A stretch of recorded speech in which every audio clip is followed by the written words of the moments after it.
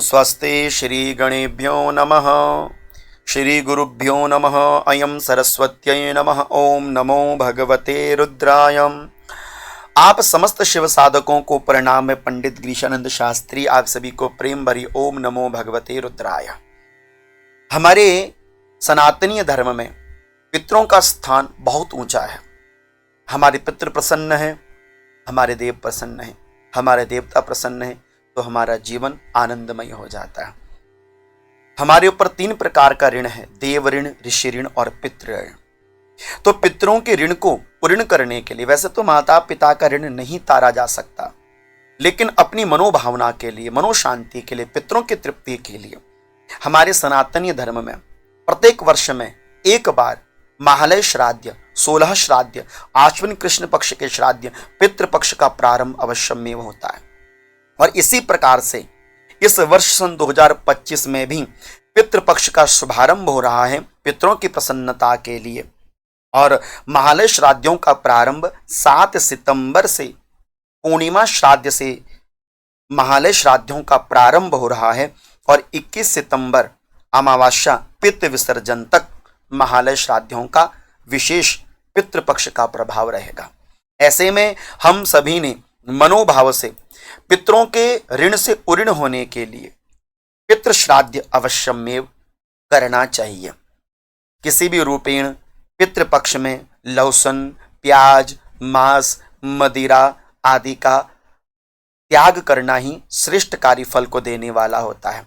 इसलिए मनसा वाचा कर्मणा भाव से आप कदाचित भी अशुद्ध आहार को ग्रहण ना करें।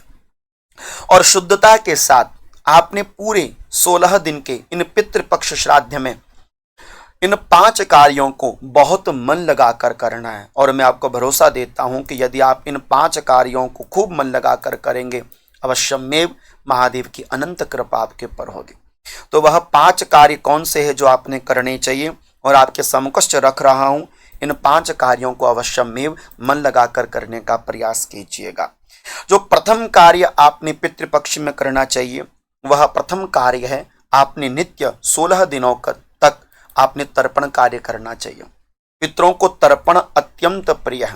तर्पयति तर्पयन्ति येन पितरं तत्तर्पणम, जिसके माध्यम से आपके पितरों को तृप्ति मिलती है उसे तर्पण कहते हैं।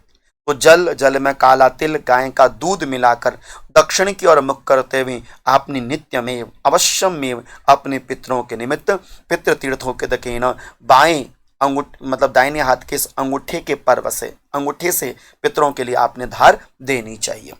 पितृ श्राद्ध कैसे करना चाहिए, तर्पण कैसे करना चाहिए, आप मेरे चैनल की वीडियो में जाकर देख सकते हैं। तो पहला कार्य हो गया तर्पणम। तो अवश्यमेव नित्य तर्पण करना, अपने बस पितरों का नाम लेना और रोज अपने पितरों के लिए दक्षिण की ओर मुख करते हुए तर्पण जरूर करना। तो प्रथम कार्य जो आपने करना चाहिए तर्पण। दूसरा कार्य आपने करना चाहिए पीपल के वृक्ष में 2 काम, एक जलार्पण, दूसरा दीपदान। क्योंकि पितरों का एक वास माना जाता है पीपल की जड़ में। इसलिए शास्त्र कहता है कि यो अश्वत्थम अर्चयेद विष्णुम मुदकेन समन्ततः कुलानाम युतम तेनो तारितम शान संशयः। पितरों के निमित्त जो पीपल के वृक्ष में जलार्पण करता है उनके पितृ तृप्त होते हैं, और जो पितरों के निमित्त दीपदान करता है उनके कुल में कभी अंधकार नहीं होता। इसलिए दक्षिणी की ओर मुख करते हुए पीपल के पेड़ में पितरों के निमित्त आपने जल देना है और दक्षिण की ओर मुख करते हुए दक्षिणाभिमुखी दीप आपने अपने पितरों के लिए अवश्यमेव रोज यह क्रिया आपने करनी है। रोज आपने पितरों के निमित्त जलार्पण और दीपदान पीपल के पेड़ में करना चाहिए। तो दूसरा कार्य आपने यह भी संपन्न करना चाहिए। तीसरा कार्य आपने करना चाहिए गौग्रास। पितरों के आशीर्वाद को पाने का सबसे सरल रास्ता है गौ माता को नित्य गौग्रास देना।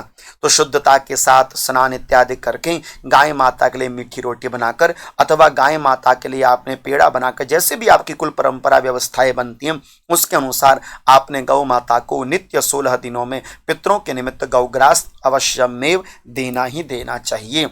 और चौथा कार्य अपना करना चाहिए पितरों के निमित्त शिवलिंग में जल और काला तिल अर्पण करना चाहिए। मैंने आपसे बहुत बार इस विषय में चर्चा भी करी है कि महादेव पर जल और काला तिल यदि आप पितरों के निमित्त से, पितरों के उद्देश्य से महादेव पर अर्पण करते हैं बस मान के चलिए कि आपके पितरों का बराबर आशीर्वाद आपको प्राप्त हो रहा है। इसलिए अपने पितरों के निमित्त शिवलिंग पर 16 दिनों तक जल और काला तिल जरूर पितरों के नाम से अर्पण करना है। कई लोगों के मन में शंका होती है, श्राद्ध लग गए हैं, क्या श्राद्धों में शिवलिंग का पूजन करना चाहिए? ऐसा मन में कभी विचार ही नहीं आना चाहिए। नित्य देवार्चने हो में भगवान का पूजन नित्य होता है। कई लोग अपने घरों में श्राद्धों में दिया दीप दान करना बंद कर देते हैं, घर के अंदर शिव पूजन करना बंद कर देते हैं। पितृ का विशेष पूजन तो महादेव के ऊपर ही किया जाता है या शालिग्राम भगवान के ऊपर किया जाता है। तर्पण करो तो शालिग्राम भगवान सामने हो, या जल और काला तिल महादेव के ऊपर अपने पितरों के नाम से जरूर अर्पण करना चाहिए। तो ये चौथा कार्य आपने जरूर करना है। और पांचवा कार्य है पितृ सूक्त, गजेंद्र मोक्ष, पितृ गायत्री और श्रीमद् भागवत महापुराण का पाठ। अब इनमें से जो आपको सहज लगे, सरल लगे, उस कार्य को आपने सिद्ध कर लेना चाहिए। पितरों की पितृ गायत्री का आप जप कर सकते हैं, अथवा गजेंद्र मोक्ष का पाठ कर सकते हैं, अथवा आप श्रीमद् भागवत महापुराण हिंदी में जो आपके पास है, आप उसमें से पितरों के मोक्ष के लिए 16 दिनों में आप पूरा का पूरा पाठ भागवत का संपन्न कर सकते हैं। भगवत गीता नहीं, श्रीमद् भागवत महापुराण जो 7 दिन की कथा होती है। तो आप अपने अपने अनुसार जैसे भी आपको उचित लगता, अथवा आप श्रीमद् भागवत महापुराण के अंतर्गत गौकर्ण उपाख्यान, जो गौकर्ण जी महाराज का चरित्र आता है, आप उसका महात्म्य में पाठ कर सकते हैं। गजेंद्र मोक्ष, पितृ सूक्त, अथवा सबसे सरल काम है पितृ गायत्री, तो आप पितृ गायत्री का भी जप अपने पितरों के निमित्त कर सकते हैं। तो जैसे भी आपसे अपनी ओर से अपनी व्यवस्था बनती है उस कार्य को आप कर सकते हैं, है ना। तो जैसे भी हो आप अवश्यमेव पितरों के निमित्त इन शुभादि शुभ कार्यों को जरूर करने का प्रयास कीजिएगा। आपके पितरों की अनंत कृपा आपके ऊपर बनी रहे। बस इसी मंगल याचनाओं को लेकर यह वीडियो मैंने आपके समकक्ष प्रस्तुत करी है। अच्छी लगेगी ये वीडियो आपको, ये मुझे आशा है, और आगे इस वीडियो को शेयर करेंगे, ये मुझे भरोसा है। तब तक आप सभी को प्रणाम, वंदन। ओम नमो भगवते रुद्राय, ओम नमो भगवते रुद्राय।